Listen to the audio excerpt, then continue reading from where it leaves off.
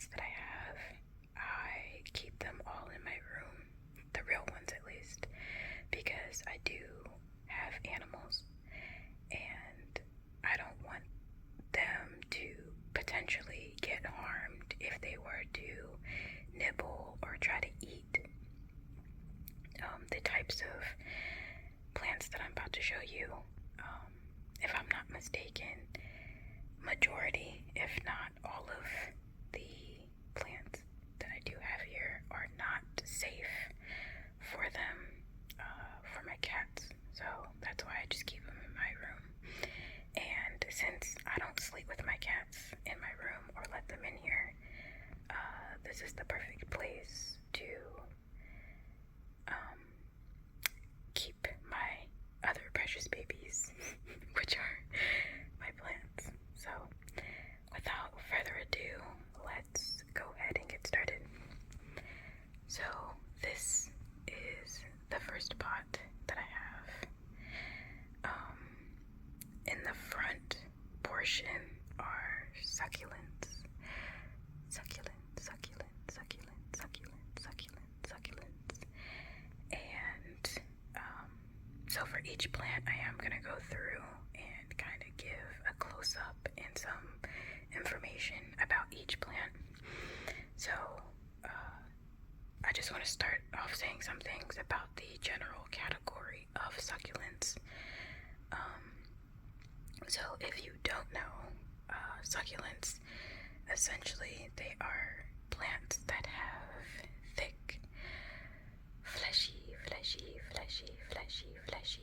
or engorged parts to essentially help with retaining moisture, especially in arid and or dry soil conditions. So most of the plants that I'm about to show you, they're native to Africa or South America. So one of the two. And typically when it comes to succulents, the type of light, or not type of light, but the amount of light, most of them require a level of indirect sunlight. So nothing too, like extremely heavy or anything like that. Disease, unless you're dealing with like cactuses, but none of these are cactuses. And additionally, some types of succulents, they do require complete darkness in order to survive, but I have none of those here today. When it comes to how often do I water my plants, so I water them roughly once every 2 weeks, but I will say to make sure that the soil is completely dry prior to you watering them again, because with succulents you don't want them to constantly sit in moisture. You don't want the soil to be wet for a prolonged period of time, because that could actually hurt the plant. So typically when I water it, I check to make sure that the soil is completely dry. Now I did go ahead and water my plants, I think it was yesterday, so it is a little wet, but as you can see, they're not, the soil isn't completely drenched, so do be mindful of that. And what else? So if you were to keep your succulents in temperatures of 40 degrees or below, you'd probably want to water them once a month as opposed to once a week, because around those temperatures, the plants tend to go dormant, so if you overwater them, you'll just kill it. So that's another thing to keep in mind. And also, I like to use filtered water whenever I'm watering my plants, as opposed to just bringing in straight tap water because most tap water contains a high level of minerals, and that could also hurt the plants. So keep that in mind too. But yeah, so with that out the window, let's get started on the close-ups of each individual plant.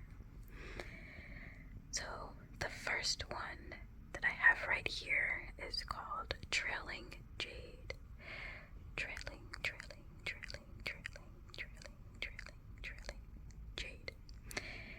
And this plant is native to Tanzania and Kenya. Now there is another variant of this kind, and that one is native to South America, but I'm pretty sure the one that I have here is native to Tanzania and Kenya. As you can see with the shape, it has a teardrop shape for the leaves. And the leaves are sort of puffed up, but they're not puffed up too much.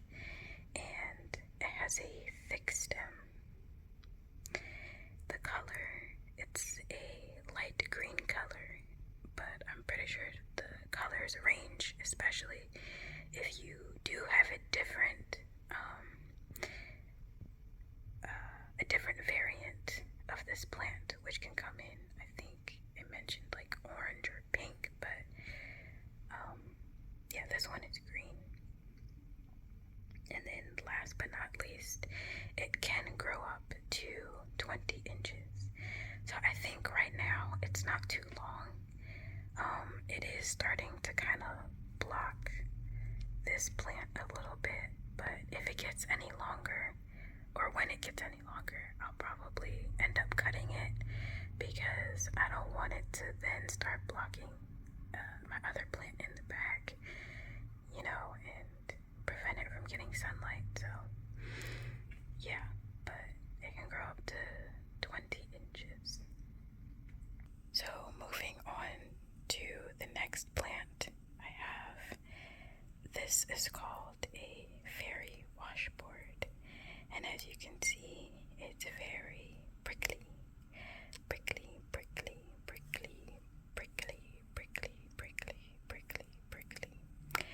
It is a prickly plant. It has ridges on both the inside and the outside of the plant, as you can see. And at first, I think appearance-wise, it kind of looks like it's fake, like it's not real. But trust me, it is real. And it is growing. But I think because it looks rubbery in a sense, maybe that's what makes it look like it's not real. But yeah, so that's this plant. And it's native to southern Africa, and it can grow up to 5 inches in diameter. So I'm pretty sure the biggest one that I have, which is this one,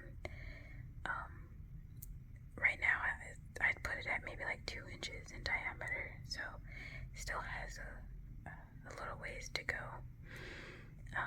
And there's 2 more over here that I have, and there's a baby one right down here that kind of sprouted up out of nowhere, and I was like, oh wow, okay. So moving on to the next one that I have, this is called a Mexican snowball, and there are other names for it too, like Mexican white rose, and there was another name for it, but I forget. And as you can see, it has these very thick petal-like leaves, and it grows in a rosette pattern. The color for this plant can range anywhere from a blue-green to a silver green, and I know that sometimes my color is not the best, but call this one to look more like a silver green than a blue green. But I just think it's really cool. A really cool looking plant. And there are some water droplets that fell in between the leaves, but that's okay. And of course, as the name says, this one is native to Mexico. And moving on to our plant in the back. Now this one is not a succulent. Like these ones up here. This one's not a succulent. So in the back, I have my snake plant, but as you can see, it's not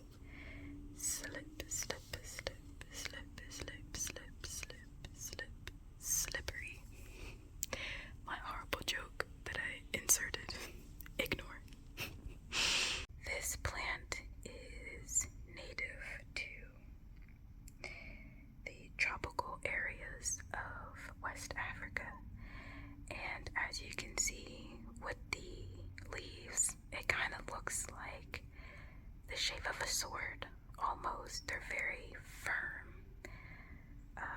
types of leaves, and it's cool because they have this like I want to say watermelon pattern on it. Like it looks like the outside of a watermelon almost, to me at least.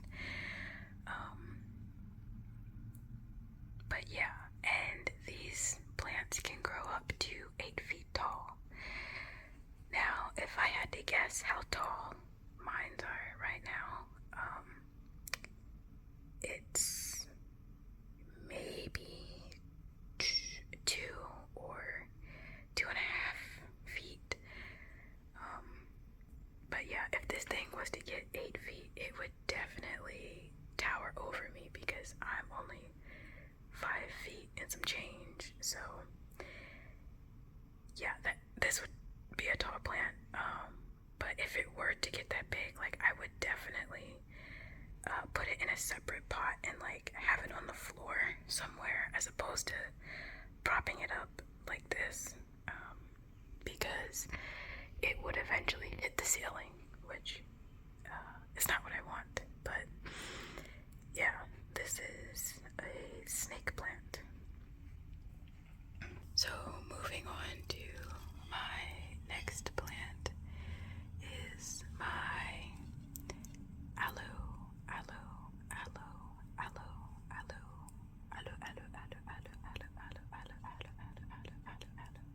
plant. Now, aloe has very good medicinal purposes. If you ever have like cuts or bruises, you could just snap off a piece of aloe and rub it directly onto your skin, which I have done a couple of times when I've gotten, like bit by bugs and stuff like that. I think it's interesting because when I first got this plant, it was maybe only like 2 or 3 leaves. I didn't have this many leaves, but it definitely grew over time. And as you can see with the leaves, it has like little spines or little spiny bits on it. And so this plant is native to Africa, and it can grow up to 3 feet tall. If I had to guess how tall this one is, I'd probably say maybe it's about a foot, with some of the longer ends.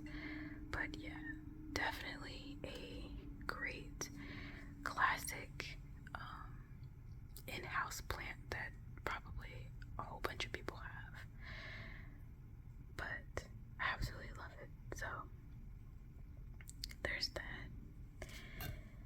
And the last plant that I would like to show you